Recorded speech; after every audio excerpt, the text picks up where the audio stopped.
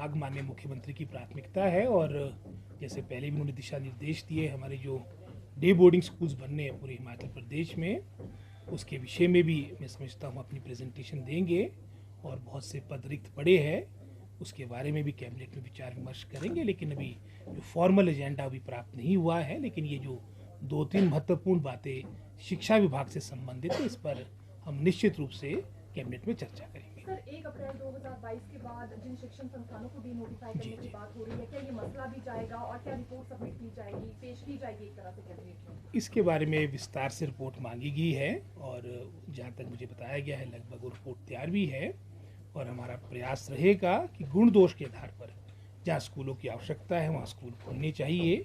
लेकिन मेरा व्यक्तिगत मानना ये कि आज के समय में विशेषकर अगर शिक्षा विभाग की बात करें, आज हमें जो ऑलरेडी आपके खुले हुए शिक्षण संस्थान हैं उनको सुदृढ़, उनको स्ट्रेंथन करने की आवश्यकता है और जो हमारा मैं समझता हूँ जो आपके एजुकेशन सिस्टम में प्रदेश में उसको और बेहतर हो सके, जो आपके पद रिक्त पड़े हैं वो भरे जाए, ये सरकार की पहली प्राथमिकता। और गुण दोष के आधार पर जहाँ जस्टिफिकेशन बनेगी तो वो स्कूल खुले, उसमें हमारी कोई आपत्ति नहीं होगी। सर, ट्रांसफर पॉलिसी को लेकर शिक्षकों की ओर से ये मांग उठाई गई है, विशेष तौर से टीजीटी कला संघ ने ये कहा है कि इस पॉलिसी को बनाने से पहले उनके सजेशंस भी लिए जाएं।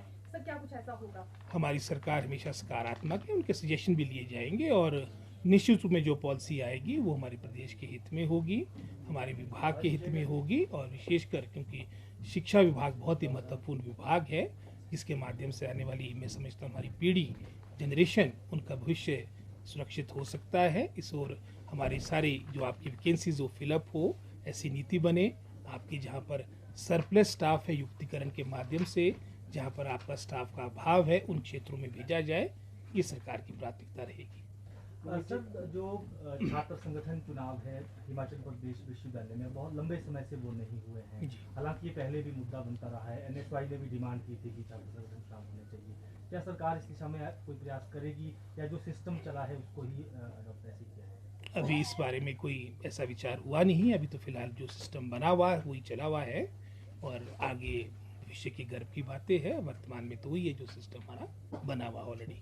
सर, जो शिक्षण संस्थान अंतिम 6 महीने में को ले गए थे, पूर्व में चर्चा भी हुई है, क्या उसको लेकर सर कोई फाइनल डिसीजन हुआ कि क्या उनको मर्ज किया जाएगा या वापस किया जाएगा? किस तरह की स्थिति इस वक्त है? इसके बारे में मैंने पहले भी कह दिया है और जहाँ आवश्यकता होगी, जहाँ पर जस्टिफिकेशन बनेगी, मात्र मैं समझता हूँ अपनी राजनीति चमकाने के लिए अगर हम संस्थानों को खोलेंगे उससे ही। उदाहरण के तौर पे अगर पिछली सरकार की बात करेंगे, रिकॉर्ड तोड़ इंस्टीट्यूशंस 300 से ऊपर तो हमारे एजुकेशन विभाग में खोलेंगे। इसी तरह से चाहे वो रेवेन्यू डिपार्टमेंट था, चाहे वो आपका हेल्थ डिपार्टमेंट था, रिकॉर्ड तोड़ आपके संस्थान खोलेंगे। लेकिन उसका कितना लाभ मिला, कितना नहीं मिला, लगभग एक आध को छोड़ के पूरा मंत्रिमंडल ही बाहर हो गया। तो मैं समझता हूँ जैसे मैंने पहले कहा, चाहे वो एजुकेशन सिस्टम की बात है, चाहे हमारे विभाग की बात है या अन्य विभागों की बात है, आज हिमाचल प्रदेश जो छोटा प्रदेश है, यहाँ पर जो हमारे संस्थान ऑलरेडी खुले हुए हैं उनको स्ट्रेंथन, उनको सुदृढ़ करने की आवश्यकता है।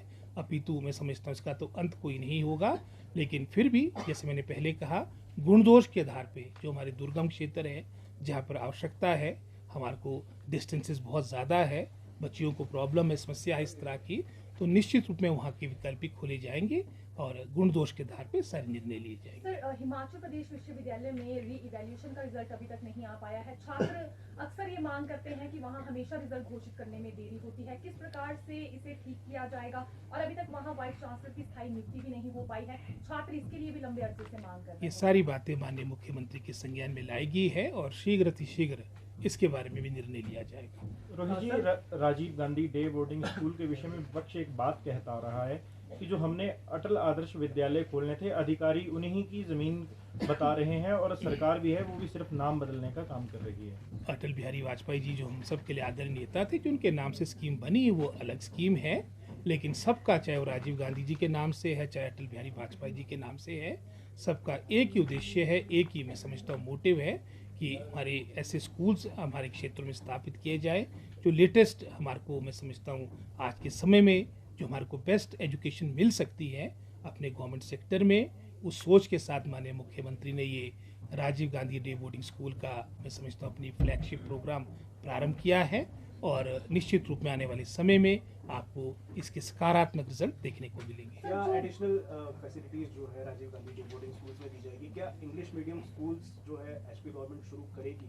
ऐसा हो सकता है आगे? जैसे मैंने पहले कहा कि इसमें सोच यही है कि जो बेस्ट फैसिलिटीज़ है स्टेट ऑफ आर्ट के रूप में हम इन स्कूल्स को विकसित करेंगे और इसके बारे में अपना अभी पूरी फिजिबिलिटी प्राक्कलन तैयार किया जा रहा है।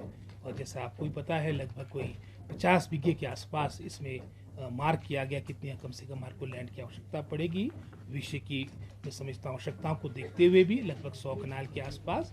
और अभी हम आइडेंटिफाई कर रहे हैं कि अपने ऐसी जगहें जहाँ पर इतनी लैंड अवेलेबल है। तो प्रथम चरण में जैसे हमारी सोच है कि हर विधानसभा क्षेत्र में ऐसा एक स्कूल हो।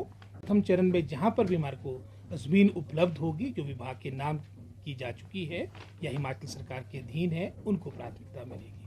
सर, जो 12,000 पद भरने की बात हो रही है इसमें प्रायोरिटी पर कौन कौन से मसले रखे जाएंगे? इसमें हमारी पहली प्रायोरिटी ये है जो हमारा टीचिंग स्टाफ है जिसमें आपने 12,000 की संख्या की बात की, लगभग 2,000 के आसपास हमारी हायर एजुकेशन में आपके पद रिक्त पड़े हैं, लगभग कोई 10,000 के आसपास हमारी एलिमेंट्री एजुकेशन में पद रिक्त पड़े हैं। हमारा पूरा प्रयास रहेगा विशेषकर अगर हम बैच वाइज अपॉइंटमेंट की बात उसमें तो हमने लगभग 1 महीने का समय दिया है जो प्रमोशन के माध्यम से आपकी पोस्टें फिलअप होनी है। दोनों जो आपके अलग अलग स्तर पे आपकी रिक्तियां भरी जाएगी 1 महीने का इसमें समय दिया गया। इसके अलावा जो हमने कैबिनेट से जिन पोस्टों की सैंक्शन लेनी है वो प्रक्रिया भी प्रारंभ है। सर, एनटीटी भर्ती को लेकर अभी तक क्या कुछ सोचा गया है? किस तरह की पॉलिसी बनाई जाएगी या पूर्व में जो सरकार की ओर से पॉलिसी तैयार हुई थी उसी को लेकर अभी जो पिछली पॉलिसी भी पिछली सरकार की बनी है ये भी विचाराधीन है और इसको किस तरह से और इम्प्रूव किया जाए और बच्चों के हित में किया जाए इस ओर अभी विचार किया जाएगा। इसको भी हम शीघ्र मैं समझता हूँ अंतिम रूप देंगे। धन्यवाद।